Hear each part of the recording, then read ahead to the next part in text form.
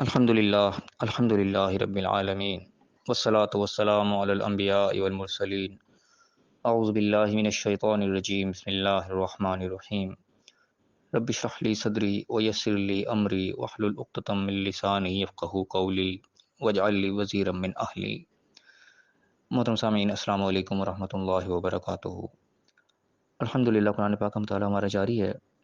سورہ النساء کی آیت نمبر 14 تک ہم پڑھ چکے ہیں۔ آج انشاءاللہ آیت نمبر 15 سے آیت نمبر 18 تک پڑھیں گے۔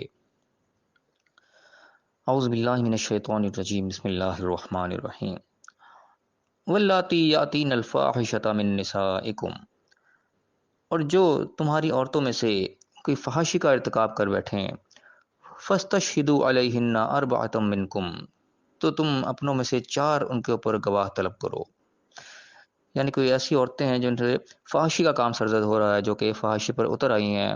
اب یہاں پہ فحاشی سے مراد عام طور پہ زناکاری لی جاتی ہے، لیکن یہاں پہ اللہ تعالیٰ نے فحاشی کا لفظ تذکرہ کیا ہے۔ یہاں پہ زنا کا لفظ اللہ نے نہیں لگایا، لیکن زنا کا لفظ اللہ نے قرآن میں موجود ہے، استعمال کیا گیا ہے۔ یہاں پہ اللہ تعالیٰ نے کہا کہ ولا تقربوا الزنا، زنا کے قریب مت جاؤ، انہ کان فاحشۃ کا لفظ ہے کہ وہ بہت فحش چیز ہے، تو زنا بھی فحاشی کے اندر شامل ہے۔ تو لیکن یہاں پہ اللہ تعالیٰ نے ایک مزید جنرل ٹرم استعمال کیا، فحاشہ کا لفظ استعمال کیا کہ فحاشی بے حیائی، جو کہ کھلی عام بے حیائی، جس سے دوسرے لوگ بھی متاثر ہو رہے ہوں، جو کوئی نظر آ رہی ہو۔ تو ایسا کوئی معاملہ ہو جائے، کوئی عورت، کوئی ایسی خاتون جو کہ فحاشی پر اتر آئی ہو، تو اس کے اوپر 4 گواہ تم مقرر کرو، 4 گواہ اس کے بارے میں گواہی دیں۔ فَإِن شَهِدُوا، تو پھر گواہی دے دیں، فَأَمْسِكُوهُنَّ فِي الْبُيُوتِ، تو ان کو گھروں کے اندر بند کر دو، ان کا باہر آنا جانا ہے پر پابندی لگا دو۔ اب یہاں پہ غور طلب چیز ہے کہ یہاں پہ 4 گواہوں کا تذکرہ کیا جا رہا ہے، اور جہاں پہ خاص طور پر کئی علماء اس طریقے سے بیان کرتے ہیں کہ 4 گواہ جو اس کو دیکھیں وہ سرسری نہ ہو، بلکہ باقاعدہ ایکچوئل فارم میں اس کو دیکھا جائے بالکل، یعنی کہ یہاں تک بات کی ہے خالی اس پہ نہ ہو کہ کسی کو دیکھ لیا، 2 کو کمرے میں جاتے ہوئے دیکھ لیا، یا ویسی مشہور بات ہو گئی کہ یہاں پہ یہ کام ہوتا ہے، نہیں، بالکل اس کو فزیکلی دیکھنا چاہیے۔ اور یہاں تک بھی یعنی کہ بیان کیا جاتا ہے کہ بے لباس بھی دیکھ لیا تب بھی وہ گواہی کے قابل نہیں ہوگا، جب تک بالکل بالکل فزیکلی اس کنڈیشن میں نہ دیکھ لیا جائے، اس وقت تک وہ گواہی یعنی کہ قبول نہیں کی جائے گی۔ بالکل کنڈیشن میں دیکھیں گے تب وہ 4 گواہ کی گواہی دینے کے لائق ہوں گے۔ اتنی یعنی کہ باریکی کی حد تک اس کو لے جایا جاتا ہے، جبکہ میرے نزدیک اتنی زیادہ شدت یہاں پہ نظر نہیں آ رہی، کیونکہ یہاں پہ اللہ تعالیٰ نے جنرل بات کی ہے کہ یہاں پہ بیسیکلی ان عورتوں کا تذکرہ یہاں پہ ہو رہا ہے جنہوں نے ایک اپنا پیشہ بنا لیا ہے۔ یہاں پہ صرف کیونکہ عورت ڈسکس ہو رہی ہے، صرف عورت کا ڈسکس، جس سے اگلی آیت ہم دیکھیں گے وہاں پہ عورت مرد دونوں تذکرہ کیا جائے گا، دونوں کا، کیونکہ عام طور پہ یہ جو معاملہ ہوتا ہے اس کے 2 ہی انداز عام طور پہ نظر آتے ہیں۔ یا تو کوئی عورت اپنا ایک کاروبار، ایک پیشہ بنا لیتی ہے، اور وہ یہاں پہ کس اڈا کھل جاتا ہے جس سے ہم کہتے ہیں، تو وہ ظاہر علاقے میں ویسے مشہور ہو جاتی ہے، اس کو پتہ لگ جاتا ہے، لوگ سب اس کو جان رہے ہوتے ہیں، لوگ عام طور پہ واقف رہتے ہیں، ایسے لوگوں سے مشہور ہو جاتی ہے۔ تو ایسی اگر ہوگی تو ظاہر اس پہ 4 گواہ آسانی کے ساتھ مل جائیں گے، وہ بتا سکیں گے کہ ہاں یہ کام ہوتا ہے، کیونکہ پریکٹیکل کرنے والے لوگ وہاں پہ موجود ہوں گے جو خود گواہ ہوں گے اس چیز کے کہ ہاں بالکل ہم جاتے آتے رہتے ہیں یہاں پہ، تو مسئلہ کہ اس قسم کی برائیاں ہر معاشرے میں مل جاتی ہیں۔ تو جو ایسی قسم کا معاملہ ہوگا تو 4 گواہ بھی اس پہ آنا کوئی اتنی مشکل بات نہیں ہوگی، لیکن اتنا فزیکلی بالکل جتنی باریکی تک لے جایا جا رہا ہوتا ہے تو وہ تو یعنی کہ اس حد تک بات ہے کہ وہ بالکل اس کو فزیکلی دیکھیں، پورا گویا کہ خواہ کہ اس کا انجوائے کرو، بلکہ آج کل کے دور میں دیکھا جائے اس کو ویڈیو کو بھی شامل کر دے کہ بھائی ویڈیو بنا کے پھر آگے سامنے پیش کی جائے، ایسی ہی کسی کیا دوبارہ تو جھوٹ بول رہا ہے۔ تو اتنی باریکی کی بات یہاں پہ نہیں ہو رہی جس شدت سے بیان کر دی جاتی ہے میرے نزدیک۔ یہاں جنرل بات ہے کہ جو اس قسم کی عورت ہے اس کو لوگ جان رہے ہوتے ہیں، 4 بندے اگر معتبر اس کے بارے میں گواہی دیں کہ ہاں اس نے یہ کام شروع کر رکھا ہے، یہاں پہ لوگ عام طور پہ اس سے واقف ہیں، تو اس کا علاج سب سے پہلے اسٹیج پہ اللہ نے بتایا کہ اس کا باہر آنا جانا بند کر دو، اس کو گھر میں بند کر دیا جائے، یعنی کہ حکومت وقت جو اس وقت کے وہاں کے اعلیٰ کار ہیں وہ اس پر ایکشن کریں گے کہ اس کا باہر آنا جانا بند کر دیا جائے گا، تاکہ جو لوگ اسے براہ راست متاثر نہیں ہیں، اس کو جانتے نہیں ہیں، کم از کم نئے نوجوان، کم از کم وہ تو اس سے بچ کے رہنا کہ وہ لوگوں کے سامنے نہ آئے، لوگوں کو اپنی طرف وہ مائل نہ کرے، کشش نہ کرے۔ تو پہلی اسٹیج پہ اللہ نے بتایا کہ ان کو اپنے گھروں کے اندر بند کر دو، حتی یتوفاہن الموت، یہاں تک کہ موت ان کا کام تمام کر دے، بالکل یہاں تک ان کو کوئی اجازت نہ دی جائے، یا پھر کیا کہ او یجعل اللہ لہن سبیلا، یا اللہ تعالیٰ ان کے لیے کوئی راستہ نکال دے۔ اب کوئی اور راستے کے اندر یہاں سے مختلف قول ہیں کہ اللہ تعالیٰ نے بعد میں سزا بھی اس کی نازل کر دی، اور اس کے علاوہ بھی ہو سکتا ہے کہ اس کو توبہ کے لگتے سے توفیق مل جائے، وہ یعنی کہ اس شعبے کو چھوڑ دے، اس کے لیے کوئی اور آمدنی کا ذریعہ بن جائے، ہو سکتا ہے کسی مجبوری کی طرح وہ کام کر رہی ہو، کوئی اور اس کا سہارا اس قسم کا مل جائے کہ وہ کام کو ویسے ہی چھوڑ دے۔ کوئی بھی اللہ تعالیٰ نے کہ پہلے سٹیج پہ اللہ تعالیٰ نے چیز کی، سب سے پہلا کام یہ کرنا ہے کہ اس کو گھر کے اندر بند کر دینا، اس کو باہر آنا جانا بند کر دیا جائے، جس کی وجہ سے وہ لوگوں کے لیے کشش کا باعث بن رہی ہے۔ تو یہ یہاں پہ ایک اشارہ چیز کا بھی نظر آتا ہے کہ معاشرے میں کوئی اصلاحات جب نافذ کرنی ہوتی ہیں تو اس کو بالکل ہلکے لیول سے آگے لیے چلا جاتا ہے. پہلے ہی اسٹیج پہ اللہ تعالیٰ نے سزا نہیں سنا دی. یہاں پہ پہلا سے یہاں پہ قدم اٹھایا کہ اس کا دروازہ بند کر دیا جائے, اس کو گھر کے اندر روک دیا جائے, باہر آنے جانے پر پابندی.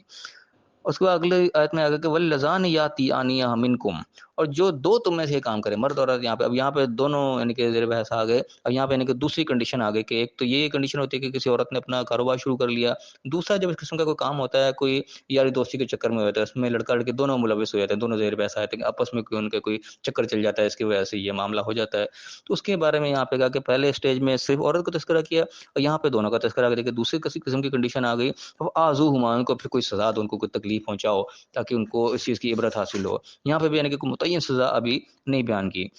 جو کہ بعد میں آئے گی. فَإِن تَابَا, وہ توبہ کر لیں, وہ اصلحہ اور اپنی اصلاح کر لیں, فَأَعْرِضُوا عَنْهُمَا, تو ان کو چھوڑ دو. یہ یعنی کہ کیسے اللہ تعالیٰ نے کہ تدریجاً چیز کو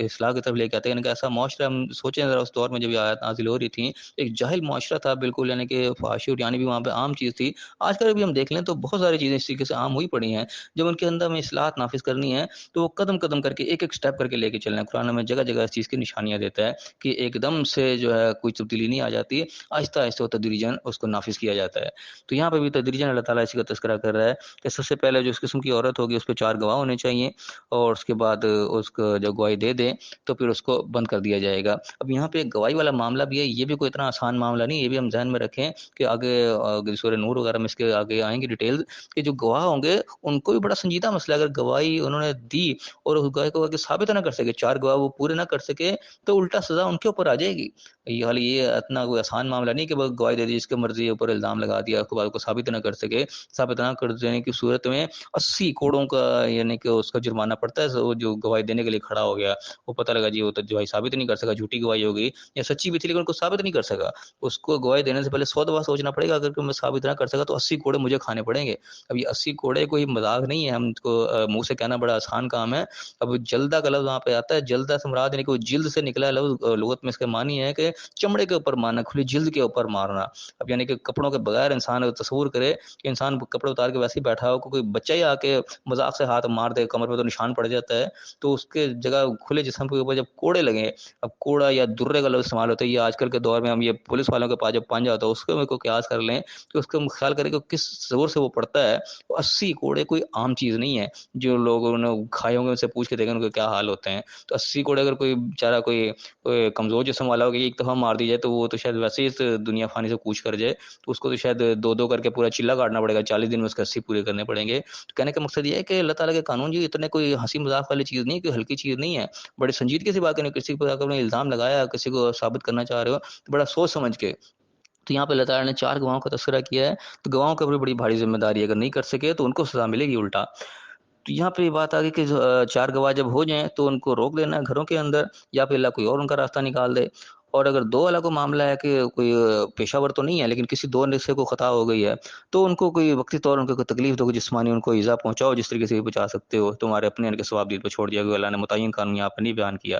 اور اس کے بعد ان کو گنجائش دے دی, کہ موقع دے دیا ان کو کہ توبہ کر لیں, اصلاح کر لیں اپنی, تو پھر ان کو چھوڑ دو. اس بار فرمایا کہ ان اللہ کان تواب الرحیم, بے شک اللہ تعالیٰ بڑا توبہ قبول کرنے والا, رحم کرنے والا ہے. اس بار فرمایا کہ یہ اگلی آیت جو ہے بڑی اہم آ رہی ہے کہ انما التوبۃ علی اللہ للذین یعملون السوء بجہالۃ, کہ توبہ اصل میں اللہ کے اوپر قبول کرنا جو ہے وہ ان لوگوں کے لیے ہے جنہوں نے کوئی برائی کر لی جہالت سے, نادانی میں کوئی خطا ہو گئی, یا جس کے جہالت کا ایک اور مفہوم بیان کیا جاتا ہے کہ جذبات سے مغلوب ہو کر کوئی کام کر لیا جائے, کہ انسان اپنے جذبات پہ قابو نہیں پا سکا, کوئی سرکشی نہیں تھی, کوئی نافرمانی نہیں تھی, لیکن اچانک سے کوئی جذبات کا ایسا غلبہ آ گیا کہ انسان سے کوئی کام سرزد ہو گیا, انجانے میں بھول میں ہو گیا. تو اس قسم کا کوئی کام کسی سے ہو گیا, اس کے بعد کیا ثم یتوبون من قریب, پھر قریب سے ہی انہوں نے واپس پلٹ لیا, فوراً احساس ہو گیا کہ یا اللہ غلطی ہوگی معاف کر دینا. تو یہ ہے کہ فاولئک یتوب اللہ علیہم, یہ وہ لوگ ہیں کہ اللہ ان کی توبہ قبول کرے گا. وکان اللہ علیما حکیما, اللہ تعالیٰ علم والا بھی اور حکمت والا بھی ہے. اور دوسری طرف کیا کہ ولیست التوبۃ للذین یعملون السیئات, اور ایسے لوگوں کی ہرگز کوئی توبہ نہیں ہے کہ جو کہ برائی پہ برائی کرتے چلے جا رہے ہیں, حتی اذا حضر احدهم الموت, یہاں تک کسی کے اوپر موت کا وقت آ گیا, قال انی تبت الان, کہ اب میں توبہ کرتا ہوں. نہیں, یہ اللہ تعالیٰ کے قابل قبول نہیں ہے. والذین یموتون وهم کفار, نہ ہی ایسے لوگوں کی توبہ کو جو مر گئے اس حالت میں کہ وہ کفار ہی رہے, نافرمانی ساری زندگی کرتے چلے گئے, ناشکرے ہی رہے, وہ اپنے کفر کی حالت میں چلے گئے، ان کے لیے بھی کوئی توبہ نہیں ہے۔ اولئک اعتدنا لهم عذابا الیما، ان لوگوں کے لیے دردناک اللہ تعالیٰ نے عذاب تیار کر رکھا ہے۔ یہاں پہ اللہ نے کہ توبہ کا بھی قانون ایک طرح کا اللہ نے بیان کر دیا کہ توبہ کو کوئی انسان ہنسی مذاق نہ سمجھے کہ لوگوں نے ایسی وہ توبہ کا بردگار رکھا ہوگا توبہ ہی توبہ، ایسے توبہ کوئی چیز نہیں ہے۔ توبہ ایک بڑا سنجیدہ معاملہ ہے۔ توبہ بس ہم لوگ کے ایک یو ٹرن لینے کا نام ہے۔ جیسے انسان کو پتہ لگا کہ ٹریک پہ جا رہا ہے، پتہ لگا ہو میں تو غلط پہ آ گیا ہوں، وہیں سے انسان فوراً یو ٹرن لیتا ہے، واپس اپنے صحیح ٹریک پہ آ جاتا ہے۔ یہ صحیح ٹریک پہ واپس پلٹنا جو ہے، یہی اصل کے اندر توبہ ہوتی ہے۔ یہ نہیں کہ انسان چلتا چلا جا رہا ہے، چلتا چلا جا رہا ہے، آپ کی منزل ہی بہت دور رہے گی پیچھے، آپ کو پتہ بھی تھا میں غلط جا رہا ہوں، پھر بھی چلتے چلے جا رہے ہو، پھر آپ منزل سے بہت دور چلے گی، پھر آپ کو توبہ کا کوئی فائدہ نہیں، پھر آپ اپنے منزل تک نہیں پہنچ سکتے۔ منزل تک وہیں پہنچے گا جیسے اس کو پتہ لگا، فوراً اپنا ٹریک چینج کر لیا اور صحیح ٹریک کے اوپر آ گیا۔ یہ اصل میں توبہ کا کانسیپٹ ہے۔ توبہ انسان نے جب کرنی، جیسے انسان کو پتہ چلا کہ میں غلط راستے پہ جا رہا ہوں، فوراً اللہ سے معافی مانگے اور پلٹ آئے، اور دوبارہ اس کام کو کرنے کا کوئی تصور ہی نہیں کہ انسان نے جب راستہ ہی پلٹ لیا تو دوبارہ اس راستے پہ نہیں جائے گا۔ اگر دوبارہ اسی کام کو کرتا چلا جا رہا ہے پھر تو سمجھو وہ پلٹا ہی نہیں، تو اسی ٹریک کے اوپر ہی ہے، پھر وہ ایک دھوکہ ہے، وہ توبہ ہوئی نہیں اصل میں۔ تو یہاں پہ اللہ تعالیٰ نے توبہ کا بھی ایک اپنا ایک